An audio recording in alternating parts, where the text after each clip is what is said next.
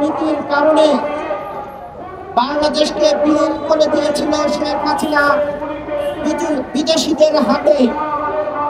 আমরা 5ই আগস্টের পরে ভেবেছিলাম অন্তর্বর্তী সরকার মাজা সোজা করে বিদেশিদের উপেক্ষা করে বাংলাদেশের সার্বভৌমত্ব ধরে রাখবেন, কিন্তু তারা রাখতে পারেন নাই।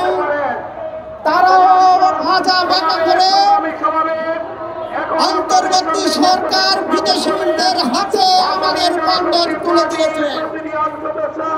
আমরা অন্তর্বর্তী সরকারকে প্রশ্ন করতে চাই, আমরা যারা বিদেশি আধিপত্যের বিরুদ্ধে লড়াই করে জীবন দিয়েছে, আমরা যারা লড়াই করেছি তারা কিন্তু বেঁচে আছে।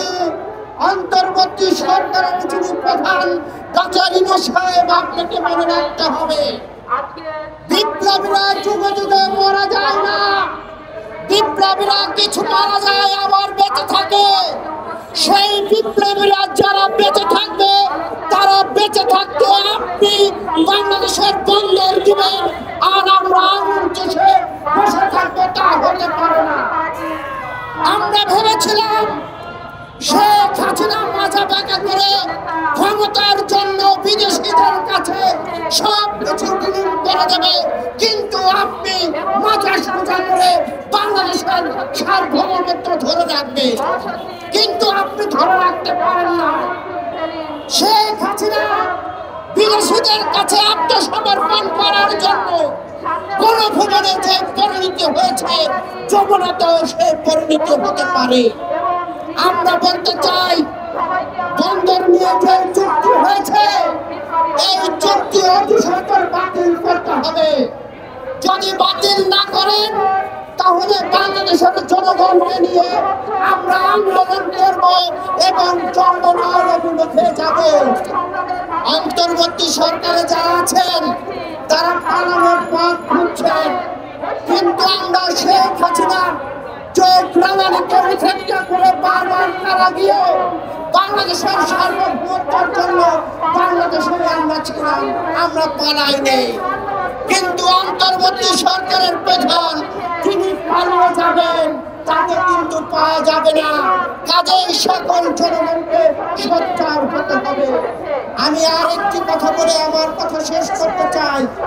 বন্ধুরা, বাংলাদেশে আপনারা দেখেছিলেন একজন মানুষের নাম মানুষ দিয়েছিল কাওয়া কাদের, তিনি সবসময় করতেন।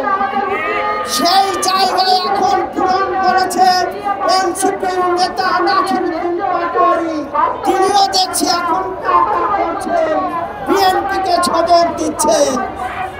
আমি তাকে বলতে চাই, শেখ হাসিনা যেইভাবে নর্তকী নাচালা গানালা খেলোয়াড় দিয়ে পবিত্র সংসদ ভবনকে অপবিত্র করে তুলেছিলেন, যেখানে হলো বাংলাদেশের মানুষের ভাগ্য নির্ধারণ করা হয়, আইন প্রণয়ন করা হয়। এই নাসিরউদ্দিন পাটোয়ারি আবার দেখছি শেখ হাসিনার ভাষায় নর্তকী নাচালা এবং অন্যান্য ব্যক্তিদের নিয়ে তারা পার্লামেন্টে শব্দ দেখছেন। তিনি গতকালকে বলেছেন তাদের নাকি 1100 সংসদ সদস্যের বিক্রি হয়ে গিয়েছে। নাসিরউদ্দিন পাটোয়ারি, তাহলে তো আপনার টেনশন নাই, আপনি কাওয়া কাদের স্থান পূরণ করছেন। বাংলাদেশের মানুষ আপনাকে রাজনৈতিকভাবে উপযুক্ত শিক্ষা দেবে যদি আপনি রাজনীতিবিদ হয়ে রাজনীতি না করেন। আমরা নতুন করে ষড়যন্ত্র দেখছি, এই ষড়যন্ত্র আমাদেরকে মোকাবেলা করতে হবে।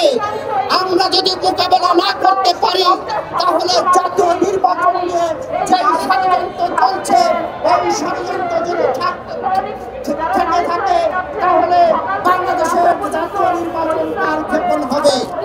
বন্ধুরা, আমরা এখানে যারা আছি, আজকের যে দাবি নিয়ে, এই দাবি আমাদের একক কোনো দাবি নয়, এই দাবি বাংলাদেশের গণমানুষের দাবি, এই দাবি বাংলাদেশের সার্বভৌমত্বের দাবি। কাজে সকলকে বলবো, সোচ্চার হয়ে অন্তর্বর্তী সরকারকে বাধ্য করতে হবে এই যে দেশের বন্দর চুক্তি, এই চুক্তি প্রত্যাহার করতে দরকার হবে।